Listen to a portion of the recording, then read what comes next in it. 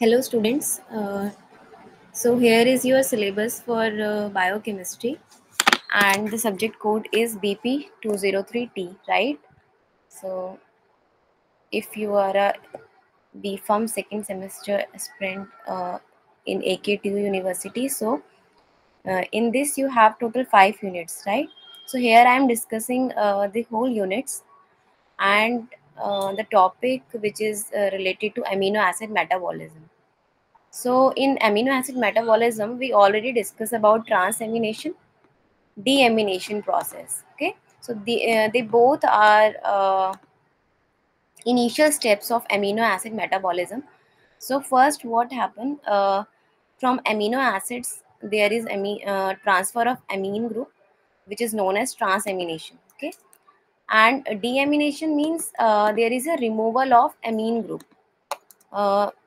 So that this is known as deamination, right? So both reactions I already discussed in separate video. You can check the playlist. Now in this video lecture, I will discuss about decarboxylation and urea cycle. Okay. So total 4 steps are there. What happened actually? These amino acids are essential for our body, as you all know, for protein synthesis and for different metabolic pathways, right? For different biochemical processes, right? But uh, after utilization of amino acids, there is a compound which is known as ammonia, which form in our body, which is a toxic material, and our body have to just remove that material as such. To remove this ammonia, our cells process for transamination, then deamination, and after decarboxylation will take place, and finally by urea cycle, that this ammonia will excrete out by the cells. Okay, so video for transamination deamination is separate, and decarboxylation and urea cycle I will discuss here. So what is decarboxylation? Now you can see the structure of amino acid. First I'm drawing here. Okay. So this is a structure for amino acid, right? This is the basic structure for amino acid. So what we have in this structure?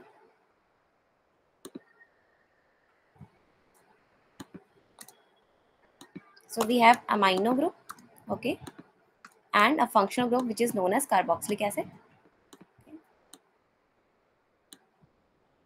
So here R is a hydrocarbon chain. You can write CH3, C2H5, C3H7, whatever you want, whatever you like, जो भी आपको learn हो, you can just put the value of R. R is hydrocarbon. Okay, hydrocarbon means alkyl group, right? Methyl, ethyl, propyl, butyl, pentyl, hexyl. You can put anything. Okay. Now we have two things here. First is amino group, this group, and the second one is carboxylic acid group, right? So what actually happen in transamination and deamination? There is a transfer of amino group, this amino group, and removal of amino group. Okay. Now decarboxylation is a different thing because it involves removal of carboxylic acid group actually. So that is how it is known as decarboxylation. Okay. So the reaction is decarboxylation. D means, if I separate the phenomena, so it like this. Okay. So D means DE. That means removal. Okay. And carboxy. So there is a removal of carboxylic acid group because our amino acids contain carboxylic acid moiety. So in decarboxylation, there is a removal of carboxylic acid group from amino acid. Okay, from amino acid. Now this reaction will take place by the help of some enzyme. So the enzyme is decarboxylase enzyme, which actually breaks the bond of carboxylic acid group with this hydrocarbon chain, right? So decarboxylation is the removal of carboxylic acid group from amino acid by the presence of what? By the presence of enzyme which is known as decarboxylase. Okay. So the reaction is known as decarboxylation. Now, okay, so there is some another requirements as well. These reactions require some coenzyme. So the coenzyme which require here is known as pyridoxal phosphate. Okay, the enzyme known as coenzyme known as pyridoxal phosphate. Now, what is the difference between this enzyme and coenzyme? Actually, in short, I'll make a separate video on enzyme, coenzyme, isoenzyme, apoenzyme, factor affecting enzyme, all the things which involves under your enzymes, that is your unit 5th, right? So unit 5th, I'll make a separate video for that purpose as well. Soon I will upload.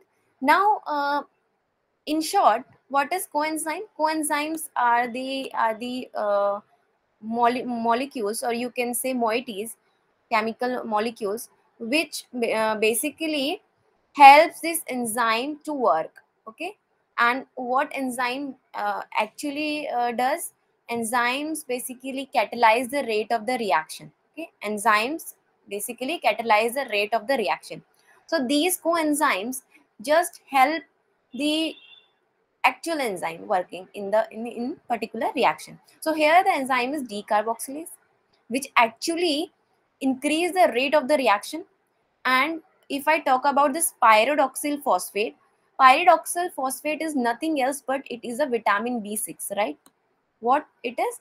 Pyridoxal phosphate is vitamin B6. Now this pyridoxal phosphate, or we can say vitamin B6, is act as a coenzyme here. Okay, so after decarboxylation reaction, what happen? Amino acid will convert into amine group. Now see how. Now see, look into this reaction. So this is the amino acid molecule, right? This is the amino acid. This is the structure for amino acid. Here we have a amine group, hydrocarbon group, hydrocarbon chain, you can say, and carboxylic acid group. So now in decarboxylation, there is a removal of this carboxylic acid, right? There is a removal of this carboxylic acid group. This is the carboxylic acid group, COOH. Okay, so there is a removal of this. So now remaining part is what? Here we have NH2CHR. That means hydrocarbon chain is attached with this amine group, right, which is known as amines. Okay, so now what actually produce? Amine will produce. Okay, what produce? Amine will produce when this carboxylic acid will remove. So the remaining part is amine. The remaining part is amine. Okay, now, okay, now this carboxylic acid will remove in the form of carbon dioxide, CO2, in the form of CO2. Okay, so by the enzyme decarboxylase enzyme and coenzyme is pyridoxal phosphate, this COOH will remove in form of CO2, carbon dioxide, and amine will produce. Now after, now again check the video for transamination and deamination. Now after this decarboxylation, there is a deamination process. Now what happened in deamination?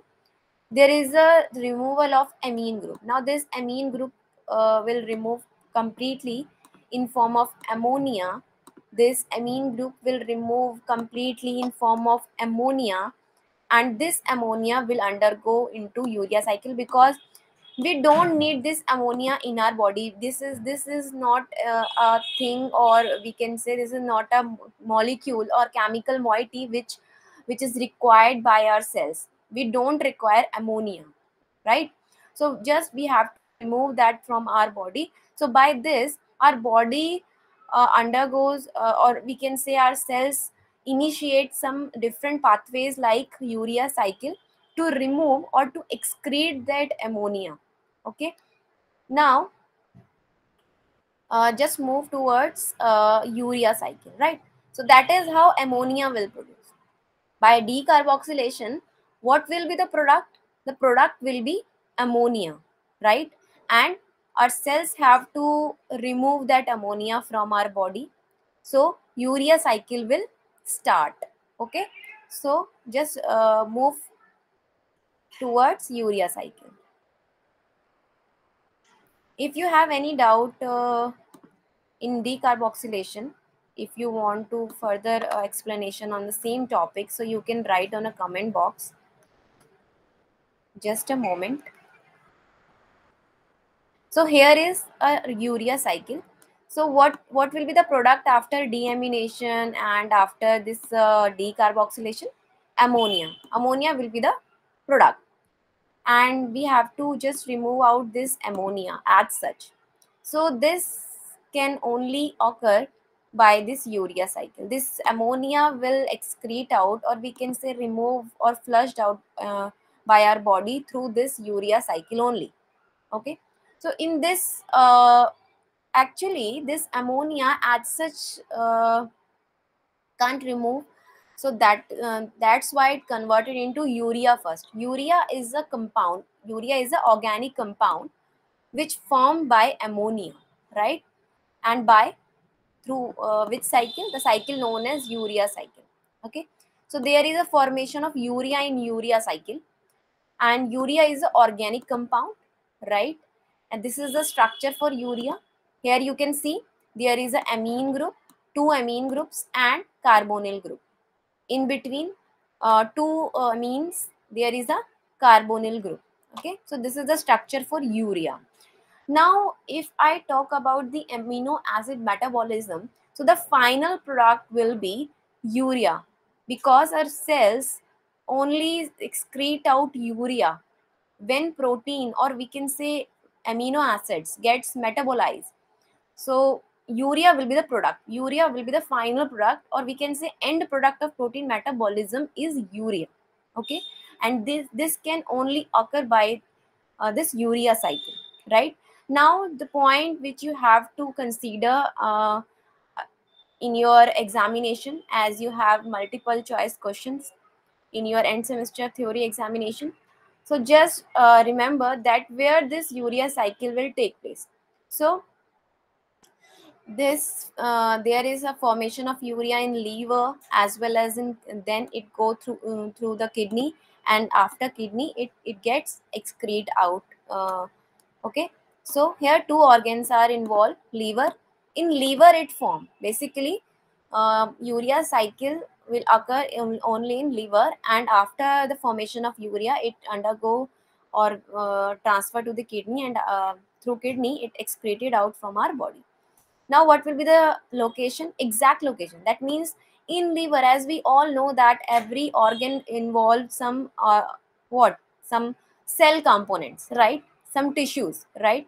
So in liver, in hepatic cells, as you all know that liver is known as hepatic, and the cells which are present in liver is known as hepatic cells. So in hepatic cells or in liver cells there is a mitochondria, as you all know that there are different components of cells. So in liver cells there is a mitochondria, the mitochondria of liver cells, and cytosol. So two things are there, mitochondria and cytosol. So cytosol and mitochondria both involve this cycle. The formation of urea will take place in mitochondria and in cytosol of liver cells. Okay, now this process of urea cycle will take place in 5 steps. The total steps which are involved in urea cycles are 5. How many steps?